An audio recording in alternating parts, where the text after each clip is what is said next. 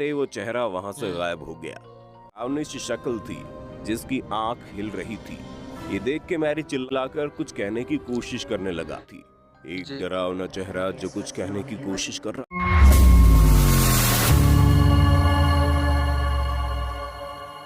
अस्सलाम वालेकुम, welcome to my YouTube channel MH relative. तो आज की वीडियो में हम उस वीडियो पे रिएक्शन करेंगे जिस वीडियो में प्लेन क्रैश होता है और कैसे होता है। ये तमाम की तमाम वीडियो की तफसीलात, तमाम की तमाम वीडियो की जानकारी और भी बहुत कुछ इस वीडियो में मिलेगा हम सबको। तो चलते हैं वीडियो की जाने। वीडियो शुरू करने से पहले अगर आपने हमारा यूट्यूब चैनल सब्सक्राइब नहीं किया, चैनल को सब्सक्राइब कर दें, वीडियो को लाइक कर दें। तो चलते हैं वीडियो की जाने।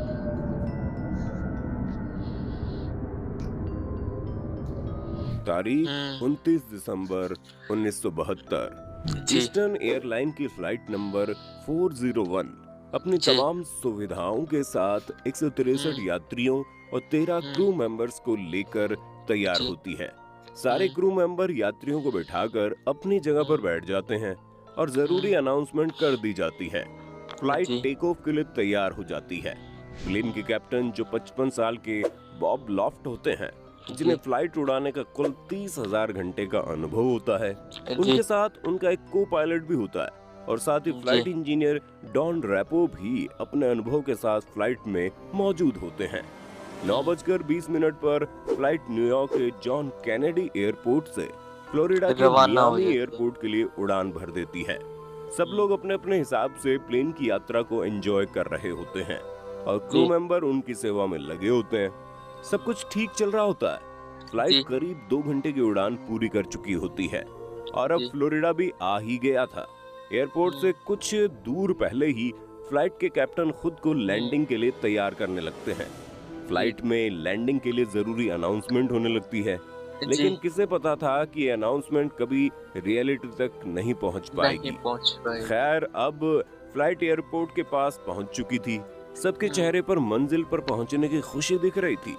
तभी जी, लैंडिंग के लिए को पायलट ने लैंडिंग गियर को खोलने के लिए लीवर को नीचे की तरफ दबाया। बता जी, दें कि इसी लीवर की मदद से ही लैंडिंग गियर को खोला या बंद किया जाता है। और जब हुँ, लैंडिंग गियर खुलता है तो सामने की स्क्रीन पर एक ग्रीन इंडिकेटर जलने लगता है। को जी, पायलट ने लीवर को नीचे तो कर दिया, लेकिन सामने उसने जो देखा वो डरावना था। उसने देखा कि सामने के इंडिकेटर वाली ग्रीन लाइट जल ही नहीं रही है। उसने इस बात की ये तो जानकारी तुरंत अपने कैप्टन को दी। कैप्टन पायलट ने कैप्टन को जानकारी दी कि आगे वाला लीवर नहीं खुल रहा, आगे वाले टायर नीचे नहीं हो रहे। तो देखते हैं अब कैसे क्रैश होता है और तमाम की तमाम तफसीलात। बॉब लॉफ्ट ने जब ये देखा तो उनके भी हुँ, होश उड़ गए, क्योंकि इस जी, इंडिकेटर के न जलने का मतलब है कि आगे का लैंडिंग गियर अभी ओपन नहीं हुआ है। यस, इसके बाद बॉब ने खुद अपने हाथों से लीवर को फिर से ऊपर नीचे किया, लेकिन हुँ, लाइट तब भी ऑन नहीं हुई। इसकी हुँ, जानकारी उन्होंने तुरंत एयरपोर्ट के कंट्रोल यूनिट को दी। हुँ, जहाज तब तक नीचे आना शुरू हो गया था, जी, इसलिए उसे कुछ ही मिनट्स में लैंड भी करना था। लेकिन जब एयरपोर्ट यूनिट को इस बात का पता लगा तो उन्होंने हुँ, कैप्टन से कहा, जहाज को तुरंत 2000 फीट की ऊंचाई पर ले जाइए और उसे ऑटो पायलट मोड पर डालकर खुद चेक कीजिए कि आगे की लैंडिंग गियर्स के साथ हुआ क्या है। हुँ, जैसे ही कंट्रोल यूनिट की सलाह थी, डरे हुए कैप्टन ने जी, वैसा ही किया। जहाज को हुँ, 2000 फीट की ऊंचाई पर ले जाकर उसने उसे ऑटो पायलट मोड में डाल दिया। इसके बाद जहाज के इंजीनियर साहब कैबिन में पहुंचते हैं और इंडिकेटर को देखते हैं। उन्हें हुँ, लगता है शायद इंडिकेटर ही खराब हो गया है, इसीलिए उन्होंने पूरा इंडिकेटर खोल के चेक किया, लेकिन वो हुँ, बिल्कुल सही था। इसके बाद उन्होंने प्लेन का वो बटन दबाया जिसे दबाने पर प्लेन में लगी हुई हर लाइट ऑन होकर ही बताती है कि सब कुछ सही से काम कर रहा है। जी, लेकिन इस बार भी वो ग्रीन लाइट नहीं जली। इसके बाद प्लेन के हुँ, कैप्टन ने इंजीनियर साहब को प्लेन के सबसे बॉटम कैबिन में जाकर वहां से आगे की लैंडिंग गियर को देखने के लिए कहा। लैंडिंग गियर खराब हो चुका है आगे वाला। तो देखते हैं अब क्या बनता है। ऐसे ही होता है, प्लेन क्रैश और आगे भी देखते हैं क्या-क्या होता है इनके साथ। इंजीनियर तुरंत प्लेन के बॉटम कैबिन में पहुंच चुके थे।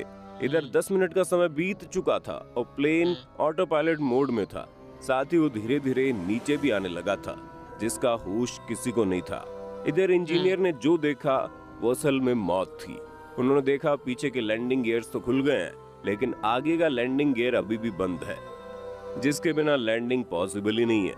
तभी अचानक प्लेन और नीचे होने के कारण आउट ऑफ कंट्रोल होने लगा और उसमें जी, बैठे यात्री परेशान होने लगे। सारे क्रू मेंबर उन्हें शांत करने में लगे थे। प्लेन करीब 1000 फीट की ऊंचाई पर हुँ, आ गया था, जिसे देखकर कैप्टन को लगा ये और नीचे गया तो कहीं टकरा जाएगा। इसीलिए वो प्लेन को 180 डिग्री मोड़ने की कोशिश करने लगा, लेकिन ये हुँ, कोशिश पूरी तरह नाकाम रही और प्लेन बड़ी बुरे तरीके से जमीन से जा टकराया और क्रैश हो गया। आप उस क्रैश की इंटेंसिटी इस बात हुँ, से समझ सकते हैं कि प्लेन जब जमीन से टकरा रहा था तो उसकी स्पीड हुँ। करीब 350 किलोमीटर प्रति घंटे थी, जिस वजह से ओह माय जहाज के गॉड! परखच्चे उड़ गए। 350 साढ़े 300 किलोमीटर पर स्पीड था। तो क्या लगता होगा, बच गए होंगे कोई? कुछ भी नहीं हुआ होगा, सब कुछ तबाह। इसमें कुल 101 लोगों की जान चली गई और हुँ, 75 लोगों को जिंदा बचा लिया गया। जहाज का जी, मलबा एयरपोर्ट से करीब 30 किलोमीटर दूर जाकर मिला। अब हुँ, आपको लग रहा होगा कि इसमें भूत तो आया ही नहीं। तो दोस्तों, अभी ये कहानी खत्म नहीं हुई है, बल्कि एक हुँ, तरीके से यहीं से तो शुरू होती है। हुआ जी, कुछ यूं कि इस फ्लाइट के बाद में एक और eastern airline flight try star 318 भी न्यूयॉर्क से जी, मियामी के लिए उड़ान भरती है। हुँ, उड़ान भरने के बाद फ्लाइट की होस्टेज मैरी सारे यात्रियों की सुविधा का ध्यान रखते हुए फूड स्टोर की तरफ जाने लगती है, लेकिन हुँ, उसने ओवन से कुछ निकालने के लिए जैसे अपना हाथ बढ़ाया तो उसके सामने एक डरावनी सी शक्ल थी, जिसकी आंख हिल रही थी। ये देख के मैरी चिल्लाना चाहती थी, लेकिन उसकी आवाज ही नहीं निकल पा रही थी। उसे लगा ये उसका वहम है, लेकिन जैसे उसने अपना हाथ दोबारा ओवन की तरफ बढ़ाया, वो चेहरा फिर से हुँ, सामने आ गया और अपने वही, होठ हिलाकर कुछ कहने की कोशिश करने लगा। मैरी तुरंत जी, डर के वहां से भाग गई और जाकर उसने फ्लाइट इंजीनियर से सारी बातें कही।